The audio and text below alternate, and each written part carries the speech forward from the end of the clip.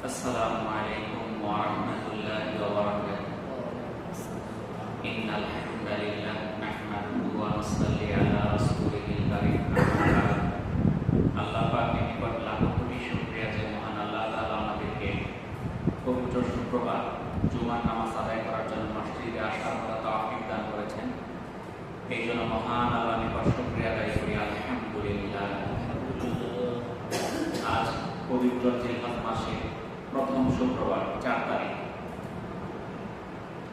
জিলহজ মাস অত্যন্ত ফজিলতপূর্ণ একটা মাস, বিশেষ করে প্রথম 10 দিন। এই জিলহজ মাসের আমল সম্বন্ধে আমি গত সপ্তাহে আলোচনা করেছিলাম। আজকে আমরা আলোচনা করব, যেহেতু ঈদুল আজহা এই সপ্তাহে আগামী শুক্রবারের আগে পাঠালনি বৃহস্পতিবার। এই ঈদের মধ্যে কিছু সুন্নত আছে, এই সুন্নতগুলো আমাদের আদায় করতে হবে। ঈদের 1 নাম্বার সুন্নত হলো ঘুম থেকে সকাল সকাল ওঠা। ঈদের দিন আমাদের কি করতে হবে? সকাল সকাল ঘুম থেকে উঠতে হবে। কিন্তু আমাদের দেখা যায় এই ঈদের দিন আমরা 8টা-9টা পর্যন্ত ঘুমাই। আসলে ঈদের দিনের সুন্নত হলো কি? সকাল সকাল ঘুম থেকে ওঠা। 2 নাম্বার মেসওয়াক করা।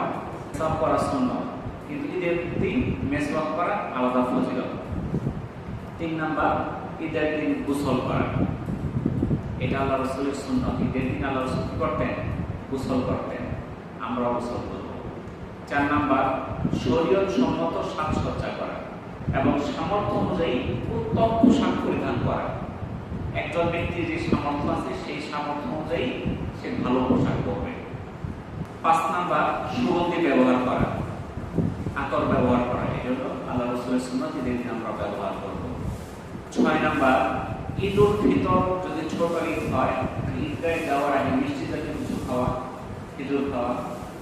আর ঈদুল আজহা আমাদের যে সামনের যে ঈদ বৃহস্পতিবার, এই ঈদের মধ্যে কুরবানির দিন শেষ কিছু খাবে না। কুরবানি শেষ হবে, কুরবানির গোশত দিয়ে সে প্রথমে খাবারটা খাবে। এটা হচ্ছে সুন্নাত। কিন্তু আমাদের দেশে ঈদের নামাজ হয় 9টা-10টার সময়, আস্তে আস্তে বাজে 11টা। কুরবানি দিতে ঈদের বিকাল সন্ধ্যা, রান্না করতে করতে রাত্রবেলা। সারাদিন কি না খায় থাকা সম্ভব? কিন্তু আল্লাহ রাসূলের সুন্নাত হইল ঈদের নামাজ হবে সূর্যোদয়ের পরে, যে একটা মাকরুহ সময় আছে, নিষিদ্ধ সময় আছে, সেই সময়ের পরে, অর্থাৎ ইশরাকের সময় হওয়ার সাথে সাথেই ঈদের নামাজ হয়ে যাবে। তো আমি মক্কাতে ঈদ করছি 6 বার। প্রত্যেকটা ঈদে দেখছি ফজরের পরে মানুষ আর যায় না। ফজরের পরে তাকবীর শুরু হয়, যখন সূর্যোদয় হয়ে গেল, নিষিদ্ধ সময়টা শেষ হয়ে গেল, ইশরাকের সময় হয়ে গেল, নামাজ পড়ে ফেলল। অর্থাৎ রৌদ্র উঠে গেল, রৌদ্র ওঠার আগেই নামাজ শেষ। ওদের ওখানে কুরবানি করতে কোনো সমস্যা নাই, কারণ সকাল 6টার সময় নামাজ শেষ হয়ে গেছে। আপনি যে কুরবানি করে দুপুর খেতে পারবেন, কোনো সমস্যা নাই। কিন্তু আমাদের দেশে তো সিস্টেম না। আমাদের দেশে 9টা-10টা বাজে, এরপরেও কুরবানির ঈদ আর ছোট ঈদ যাই বলি না কেন, আমাদের ঈদের নামাজের মধ্যে মানুষ না হলে নামাজ হয় না, বক্তব্য না দিলে নামাজ হয় না। ইমাম সব চিন্তা করে মানুষ কোন সময় আসবে, এখন তো আইতেছে না, আরো 5 মিনিট পরে দিলাম, আরো 10 মিনিট পরে দিলাম, মানুষ আসো। মানুষের জন্য নামাজ থেমে থাকবে না। আমরা চিন্তা করি নামাজের যদি দেরি করে তাড়াতাড়ি করে ফেলি, মুসল্লি কম হবে, হাদিয়া কম হবে, আবার সভাপতি সেক্রেটারি তারা আছে বক্তব্য দেবে, কম মানুষ থাকলে বক্তব্যটা জমবো না, তাই না? হাজার হাজার মানুষের মধ্যে বক্তব্য দেওয়ার সুযোগ সারা বছর সুযোগ আর পায় না। এই কারণে নামাজের দেরি হয়। আমি গত রমজানিতে যখন ঈদের নামাজ পড়ি, ওই নামাজে উপস্থিত ছিল সৌদি আরবের ক্রাউন প্রিন্স বাদশাহ সালমান, সে উপস্থিত ছিল। ওই দেশের প্রেসিডেন্ট উপস্থিত থাকার পর সে কোনো বক্তব্য দিল না। আর আমার দেশের মেম্বার সমিতি থেকে শুরু করে বক্তব্য দেওয়ার লাইন শুরু হয়ে যায়। এই যে এগুলো হলো একটা কি কুপ্রথা, এগুলো ইসলামের বিধান না। কোনো বক্তব্য চলবে না, ইমাম সাহেব খুতবা দিবে, এটাই বক্তব্য। যারা 5 ওয়াক্ত নামাজ পড়ে, ঈদের নামাজ 6টার সময় তারা আসবে। কিন্তু যারা যে বছরে 1-2 বার করে নামাজে আছে, ঈদের নামাজে 2 ঈদে হাজির থাকে, 5 ওয়াক্ত নামাজ নাই, ওই যেই লোক 5 ওয়াক্ত নামাজ পড়ে না, ওই লোকের ঈদের নামাজের কি দরকার হয়? এই 5 ওয়াক্ত নামাজ হলো ফরজ, ঈদের নামাজ হলো ওয়াজিব। তো ওই যে লোক 5 ওয়াক্ত নামাজ পড়ে না অলরেডি আপনি কেন দেরি করবেন? সে আসবে না আসবে সেটা তার ব্যাপার। কারণ আপনি যদি এই ঈদের নামাজ দেরি করে পড়েন, আপনার কুরবানি শুরু করছেন 12টার সময়, এগুলো মিল করতে করতে সন্ধ্যা হয়ে গেছে, আপনার জোহরের নামাজ কাজা হয়ে গেছে, অনেক সময় আছে আসরের নামাজ পড়তে চলে যায়। কুরবানি তো ওয়াজিব, কুরবানি তো ফরজ না। আপনি ওয়াজিব করতে যায় আপনি ফরজকে ছেড়ে দিলেন, আপনি এটা তো হইল না। আর এটার জন্য দায়ী কারা? আমাদের সামাজিক ব্যবস্থা 10টার সময় ঈদের নামাজ পড়া, বিশাল সামিয়ানা করা, লক্ষ লক্ষ টাকা খরচ করে, হয়তো এই এলাকা হয় না, বড় বড় শহরে বিশাল বিশাল প্যান্ডেল করে। ঈদের নামাজ যখন হবে তখন তো রোদ হয়ে উঠবে না, প্যান্ডেলের দরকার, ঠিক আছে না? প্যান্ডেল কোন সময় দরকার? যখন রাত সকাল 10টার সময় ঈদের নামাজ হবে। তাহলে আমাদের সেরকম একটা ব্যবস্থা করতে হবে, আমাদের ঈদের নামাজ আগামী নিয়ে আসতে হবে, যেন আমরা কি করতে পারি, কুরবানির কাজ সঠিকভাবে সঠিক সময় শুরু করতে পারি। আর এটা করতে পারলে আমাদের যে একটা সুন্নত, কুরবানির গোশত দিয়ে ঈদের দিন প্রথম খাবার খাওয়া, সেটা আমরা করতে পারবো। 8 নাম্বার আমল হচ্ছে সকাল সকাল ঈদগাহে যাওয়া। আপনি দেখবেন যে বিভিন্ন ঈদগাহ ময়দানে টাইম দেয় 9টা 10টার সময়। ইমাম সাহেব যখন খুতবা শুরু করে 1/2 ঘন্টা আগে, মুসলিম ভাই 10 জন 20 জন, যখন টাইম শেষ মানুষ দৌড়ে আসতেছে, মনে হচ্ছে কত কাজ, অফিস আদালত সব বাকি রেখে দৌড়ে এসে আসতেছে। ঈদের দিনও সে 1/2 ঘন্টা আগে সে ঈদগাহে যাইতে পারে না। কিরকম মুসলমান হইল সে? আল্লাহ রাসূলের সুন্নাতুল ঈদের দিন আগে আগে ঈদে যাওয়া। ঈদের নামাজ হবে 9টায়, আপনি 8টায় যে বসে থাকবেন, 8টায় থেকে 7টায় যে বসে থাকবেন।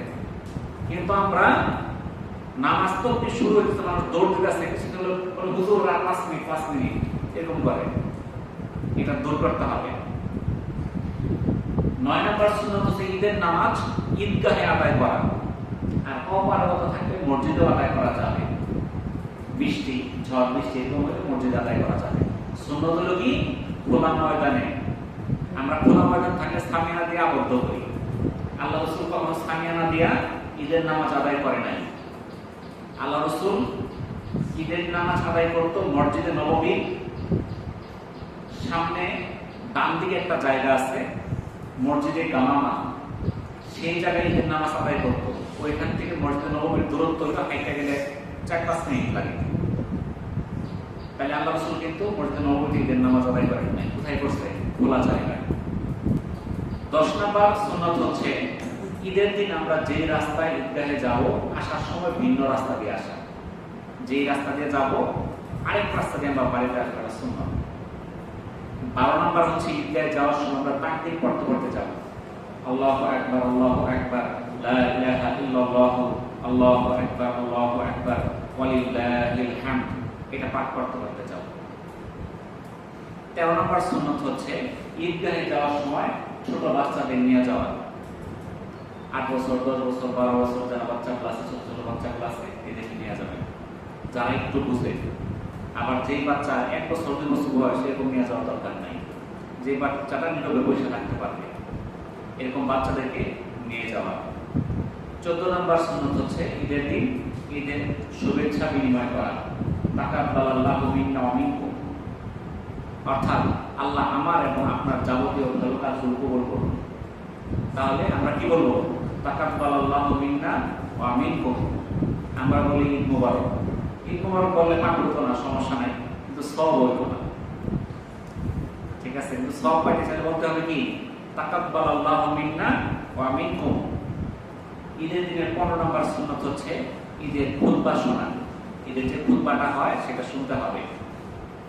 16 নম্বর সুন্নাত হলো ঈদগাহ থেকে বাড়িতে ফিরে আসা 2 রাকাত নফল নামাজ আদায় করা। এগুলো হচ্ছে ঈদের দিনের সুন্নাত। আব্দুল্লাহ বিন আব্বাস রাদিয়াল্লাহু তাআলা থেকে বর্ণিত, রাসূলুল্লাহ সাল্লাল্লাহু আলাইহি সাল্লাম ইরশাদ করেছেন, এই 10 দিনের আমলের মতো অন্য কোন দিনের নেক আমল আল্লাহর কাছে এত অধিক প্রিয় নয়। সাহাবীগণ বললেন, হে আল্লাহর রাসূল, আল্লাহর পথে জিহাদ নয়? আল্লাহ রাসূল বললেন, না, তবে ওই ব্যক্তি যে জীবন ও সম্পদ নিয়ে জিহাদের জন্য বের হয় আর কোনোদিন ফিরে আসে না। সুনানে আবু দাউদ, সুনানে ইবনে মাজাহ, সহিহ বুখারী সহ বিভিন্ন হাদিসের গ্রন্থে আসছে। অর্থাৎ এই 10 দিনের আমলটা এতই আল্লাহর কাছে পছন্দনীয় যেটা জিহাদের চেয়ে উত্তম। তবে যে ব্যক্তি জিহাদে যায় আর ফিরে আসে না, মানে শহীদ হয়ে যায়, শুধু তারটাই এই 10 দিনের আমলের চেয়ে বেশি উত্তম। হযরত আবু হুরায়রা রাদিয়াল্লাহু তাআলা থেকে বর্ণিত, রাসূলুল্লাহ সাল্লাল্লাহু আলাইহি ওয়াসাল্লাম বলেন, জিলহজের 10 দিনের ইবাদত আল্লাহর নিকট অন্য দিনের ইবাদতের তুলনায় অধিক প্রিয়।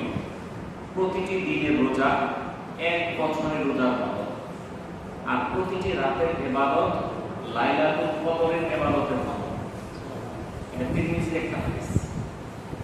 3 দিন চলে গেছে, আজকে 4 নম্বর দিন, আরো সামনে আছে 6 দিন আছে। তো এই জিলহজ মাসে আমাদের বেশি করে আমল করতে হবে।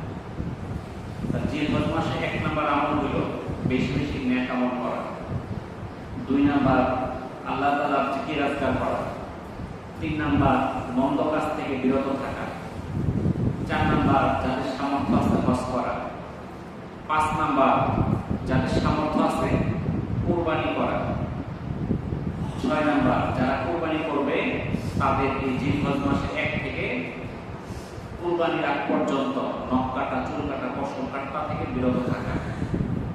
7 নাম্বার বেশি বেশি তাকবীর তাহলিল পাঠ করা। 8 নাম্বার জিলহজ মাসের 8 তারিখ ফজর থেকে 13 তারিখ আসর পর্যন্ত প্রত্যেক ফরজ নামাজের পর তাকবীর বলা ওয়াজিব। 9 নাম্বার আরাফার দিন রোজা রাখা। এগুলো হচ্ছে জিলহজ মাসের আমল। আবু কাতাদা রাদিয়াল্লাহু তাআলা থেকে বর্ণিত, রাসূলুল্লাহ সাল্লাল্লাহু আলাইহি ওয়াসাল্লাম বলেন, আরাফার দিনে রোজা রাখা সম্পর্কে জিজ্ঞাসা করা হলে রাসূলুল্লাহ সাল্লাল্লাহু আলাইহি ওয়াসাল্লাম বলেন, আমি আল্লাহর কাছে আশাবাদী ইহা পূর্ববর্তী 1 বছর এবং পরবর্তী 1 বছরের গুনাহের কাফারা স্বরূপ। সহিহ মুসলিমের 1163 নাম্বার হাদিস। তো আরাফার দিনটা কবে? তো এটা নিয়েও কিছুটা মতভেদ আছে। পবিত্র মক্কাতুল মুকাররমায় আরাফার দিন হচ্ছে এই বছর মঙ্গলবার। আজকে হলো শুক্রবার, মঙ্গলবার হচ্ছে আরাফার দিন। তো অনেকের মতে আমাদের দেশে ওই দিন হলো 8 তারিখ, আমাদের দেশে তারিখ মতে বুধবার। তো কোনো কোনো আলেম বলে যে যেহেতু আরাফা শুধু ওই দেশে, অন্য কোনো দেশে আরাফা নাই, তাহলে ওই দেশের যে তারিখ সেই তারিখে রোজা রাখতে হবে। আবার অনেকে বলে যে না, আমাদের দেশের তারিখে রাখতে হবে। তো এখানে আমাদের সহজ বুদ্ধি কি, আমরা যদি 2টা রোজা রাখি, মঙ্গলবার বুধবার, তাতে একটা আরাফা হবেই। কারণ হইতেছে যে আমরা এই প্রথম 9 দিন প্রত্যেকটা রোজার বিনিময়ে 1 বছর নফল রোজার সমতুল্য সওয়াব। তাইলে আমরা একটা বেশি রাখতে তো ক্ষতি নাই, যেহেতু সেই দিন রোজা রাখলে ফজিলত আছেই। তাই আমরা সামনের মঙ্গল এবং বুধ 2টা রোজা রাখি, তাহলে আমাদের আরাফা রোজাটা হয়ে যাবে। এর বিনিময়ে আমরা কি পাবো? 2 বছর নফল রোজা রাখার সওয়াব। পিছনের বছর গুনাহ, সামনের বছর গুনাহ কাফারা। এটা আমরা সবাই রাখার চেষ্টা করি। আমরা বাড়িতে যাই বলে দিই সবাইকে নিয়ে রোজা রাখার চেষ্টা করি। তো আরেকটা আমল আছে জিলহজ মাসের 9 তারিখ ফজর থেকে, যেটা আগামী বুধবার। এই আজকে হলো শুক্রবার, বুধবার ফজর থেকে রবিবার আসর পর্যন্ত প্রত্যেক ফরজ নামাজের পর পুরুষদের জন্য উচ্চ স্বরে আল্লাহু আকবার, আল্লাহু আকবার, লা ইলাহা ইল্লাল্লাহ, আল্লাহু আকবার, আল্লাহু আকবার, ওয়ালিল্লাহিল হামদ, এটা পাঠ করা। এটা পাঠ করা ওয়াজিব। আগামী বুধবার ফজর থেকে রবিবার আসর পর্যন্ত প্রত্যেক ফরজ নামাজের পর একবার উচ্চ স্বরে পড়তে হবে। আর মহিলারা পড়বে আস্তে আস্তে, মনে মনে। আর এই যে সামনে যে কুরবানি ঈদ, এই কুরবানি ঈদের মূল উদ্দেশ্য হলো কুরবানি করা। রাসূলুল্লাহ সাল্লাল্লাহু আলাইহি ওয়াসাল্লাম বলেন, কুরবানির দিন কুরবানি করাই সবচেয়ে বড় ইবাদত। কুরবানির দিন কুরবানি করা কি সবচেয়ে বড় ইবাদত। তিরমিজি 1493 নম্বর হাদিস। আবু হুরায়রা রাদিয়াল্লাহু তাআলা থেকে বর্ণিত, রাসূলুল্লাহ সাল্লাল্লাহু আলাইহি ওয়াসাল্লাম বলেছেন, যে ব্যক্তি সক্ষমতা থাকা সত্ত্বেও কুরবানি করলো না, সে যেন আমার ঈদগাহের নিকটেও না আসে। ইবনে মাজাহ 226 নম্বর হাদিস। অর্থাৎ যদি কারো সামর্থ্য থাকে অবশ্যই কুরবানি করতে হবে। আমরা অনেকেই দেখা যায় সামর্থ্য থাকা সত্ত্বেও আমরা বিভিন্ন বাহানা করি, এই সমস্যা সেই সমস্যা, আমরা কুরবানি দিতে চাই না। তো কোরবানি যদি সামর্থ্য কম থাকে, আপনি কমের মধ্যে কোরবানি করা যায়। যার সামর্থ্য বেশি আছে সে বেশি দিবে। যদি কারো ইচ্ছা থাকে কম টাকার মধ্যে কোরবানি করা যায়। ছোট একটা গরু নিলে 70-80 টাকা গরু পাওয়া যায়। 7 জনের গরু নিলে 10,000-12,000 টাকা করে গরু পাওয়া যায়। আমাদের কোরবানি করতে বাধা নাই, কিন্তু আমাদের পাশের দেশ ইন্ডিয়া গরু কোরবানি করা যাবে না। বিশেষ করে এই যে নতুন বিজেপি সরকার আছে পশ্চিমবঙ্গে, সেখানে তারা ঘোষণা দিচ্ছে গরু এগুলো কোরবানি দিতে গেলে বয়স হল 14 বছর। তাদের উদ্দেশ্য অন্য কিছু, মুসলমানদের উপর অত্যাচার, নিপীড়ন, আর কিছু না। কারণ গোবর ওরা যদি কোরবানি করা নিষেধই করে গরু খাওয়া, তাহলে 14 বছর পরে গরু খাইতে বলবো কেন? যদি খাওয়া নিষেধই হয়, সব নিষেধ, 14 বছর বয়স হলে খাওয়া যাবে, এটা আমার সংবিধান নেই। তাহলে তারা বলে গরু তাদের মা, গরুর দুধ খায় তারা বড় হয়, এটা গরুর মা ডাকে। তো গরুরকে মা ডাকার কারণে তারা গরুর চেনা খায়, গোবর খায়, জানেন আপনারা? কিন্তু যেই মা তাকে জন্ম দিছে, তাকে 2 বছর দুধ খাওয়াইছে, তার মলমূত্র কি সে খায়? ওদের যে হিন্দু ধর্মের যে কিতাবগুলো আছে, গ্রন্থগুলো আছে, ওদের যে একজন প্রভু আছে, নাম হল শ্রীকৃষ্ণ, তার এক স্ত্রী ছিল, নাম ছিল রুক্মিণী। তার বিয়ের মধ্যে 1 লক্ষ গরু জবাই করে গেছে। প্রাচীন বৈদিক যুগে আর্য সমাজে তারা গরু গোশত খাইত, বিভিন্ন অনুষ্ঠানের মধ্যে তারা গরু জবাই করত। এমনকি বর্তমানে যে শুভেন্দু যে মুখ্যমন্ত্রী হচ্ছে পশ্চিমবঙ্গের, সেও যে গরু গোশত খাইছে তার বন্ধু সাক্ষী দিচ্ছে, প্রমাণ দিচ্ছে। তারা শুধু গরু গোশত খায় এরকম তা না। বিশ্বের মধ্যে গরুর গোশত রপ্তানির মধ্যে ইন্ডিয়া 3 নম্বরে আছে। তাহলে মুসলমানদের খাইলে সমস্যা, ওরা জবাই করে বিদেশে বিক্রি করে টাকা ইনকাম করতেছে, এটা নিষেধ পায়। কিন্তু সমস্যা হলো মুসলমানে খাইতে। এখন এই যে মুসলমানদের বললো কি, তোমরা 14 বছরের বয়স বেশি হইলে সেই গরুকে কুরবানি দিবা। এই গরু কিনে যখন বাড়ি যাবে, টাকাটা দিয়ে বাড়ি যখন যাবে, তখন হিন্দুরা ধরে মারবে, পিটাবে, তুমি গরু কিনে চলে গেলে, গরু গোশত খাইতে। এই গরু গোশতের জন্য অসংখ্য মুসলমানকে তারা হত্যা করছে, নির্যাতন করছে। এখন আজকে সেই ভারতের মুসলমানরা বিদ্রোহ করছে, আমরা গরু গোশত খাইতাম না। গরু গোশত খাওয়া তো আমার জন্য ফরজ না, হালাল, কিন্তু ফরজ না, খাইতেই হবে। আমরা গরু খাবো না, আমরা ছাগল, দুম্বা এগুলো খাবো। এখন ওই দেশের হিন্দুরা কাঁদতেছে, কান্নাকাটি করতেছে যে তোমরা কুরবানি করো, গরু কিনো। কারণ ওইখানে গরু পালে হিন্দুরা, কারণ মুসলমানরা পাললে বিভিন্ন রকম নির্যাতন করে, তারা খাইবো, এই জন্য মুসলমানরা ভয়ে গরু পালে না, ভয় তারা পালে তারা হিন্দুরা। আর এই গরুগুলো বিক্রি করে মুসলমানদের কাছে, বিক্রি করে টাকা ইনকাম করে, সংসার চালায়। কিন্তু এখন যখন মুসলমানরা বিদ্রোহ করছে, গরু আমরা কিনবো না, এখন যা হাতে পায়ে ধরতেছে, কান্নাকাটি করতেছে, বিক্ষোভ করতেছে, মিছিল করতেছে, গরু কিনতে হবে। কিন্তু মুসলমানরা তো কিনে না। এখন বিপদে পড়ছে কারা? আসলে যদি মুসলমানদেরকে কেউ বিপদে ফেলাইতে চায়, বিপদে পড়বে তো তারা। তারা যখন বলতেছে গরু তাদের মা, গরুকে জবাই করা যাবে না, তো বেচো কেন তোমরা মুসলমানদের কাছে জবাই করার জন্য? তোমরা জানতাছ যখন মা, তুমি তো জানো এটা দিলে মুসলমানদের জবাই করবে, বেচো কে? তাই তো সমাধান হয়ে যায়। ওরা আজকে রাস্তার মধ্যে নামাজ পড়তে নিষেধ করে দিচ্ছে। অর্থাৎ দেখা যায় আমাদের ওখানে ঘন ঘন মসজিদ, ইন্ডিয়াতে কিন্তু ঘন ঘন মসজিদ না। দেখা যায় শুক্রবারে মানুষ হাঁটে না, রাস্তায় মানুষ কাতার হয়ে যায়। কয় নামাজ হবে কোথায়? মসজিদে। আর পূজা হবে মন্দিরে। নামাজের জন্য, জুমার নামাজের জন্য কতক্ষণ? 9 ঘন্টা। আর ওরা যখন পূজা করে 1 মাস ব্যাপী প্যান্ডেল করে রাস্তা বন্ধ করে রাখে, তখন তারাই তো বিপদে পড়বে। ওরা আজকে পশ্চিমবঙ্গে ঘোষণা দিয়ে দিচ্ছে মাইকে আজান দেওয়া যাবে না, শব্দ দূষণ পায়। যখন এটা বাস্তবায়ন করবে, যখন পূজার মধ্যে মাইকি বন্ধ করে তোমরা খোলা রাখতে হবে, তখন ওদের বন্ধ রাখতে হবে। তো আসলে মূল কথা হলো মুসলমানদের উপর নির্যাতন করা। আজকে ইন্ডিয়াতে মুসলমানরা নির্যাতিত, তারা মাইকে আজান দিতে পারতেছে না, তারা বাইরে দাঁড়ায় নামাজ আদায় করতে পারতেছে না, তারা গরু কোরবানি দিতে পারতেছে না। এই যে নির্যাতন, অত্যাচার, তাদের ঘর বাড়ি ভেঙে ফেলতেছে। অহেতুক যে মানুষ ঘর বাড়ি ভেঙে বলতেছে এই গরু খাইছে বলে ঘর বাড়ি ভেঙে দিতেছে। এই বলতেছে এই বাংলাদেশ থেকে আইছে, এই বাংলাদেশি, এই ইন্ডিয়ান না, এরকম বিভিন্ন ভাবে মুসলমানদেরকে অত্যাচার করতেছে। তো এর বিরুদ্ধে মুসলমানরা তো প্রতিবাদ করতেই আছে, ওই দেশের অনেক হিন্দুরাও প্রতিবাদ করতেছে। কারণ আমাদের এই যে ভারতীয় উপমহাদেশ, এখানে হিন্দু বৌদ্ধ মুসলমান সব মিললেই থাকে, কোনো দ্বন্দ্ব নাই, কোনো বিভেদ নাই, কিন্তু বিভেদ সৃষ্টি করতেছে। আজকে আমরা যখন রাজনীতি করি তখন বলি ধর্ম নিরপেক্ষ, ধর্ম নিয়ে কথা বলা যাবে না, কিন্তু মুসলমান ছাড়া যত দেশ আছে তারা ধর্ম নিয়ে রাজনীতি করে। আপনার ইন্ডিয়াতে তারা মুসলমানদেরকে হুমকি দিলে তাদের ভোট বাড়ে। আমাদের দেশে মুসলমান কয় পার্সেন্ট? 90%-এর উপরে। অপর দেশে হিন্দু কিন্তু 90% না, কিন্তু অনেক মুসলমান আছে। বাংলাদেশের চেয়ে বেশি মুসলমান আছে ইন্ডিয়াতে, বুঝতে পারছেন? তাহলে আমরা 90% মুসলমান হওয়া সত্ত্বেও আমরা অমুসলিমদের কোনো অত্যাচার করি না। আমরা আল্লাহর কাছে দোয়া করি আল্লাহ তাআলা যেন আমাদের সারা বিশ্বের মুসলমানকে হেফাজত করে।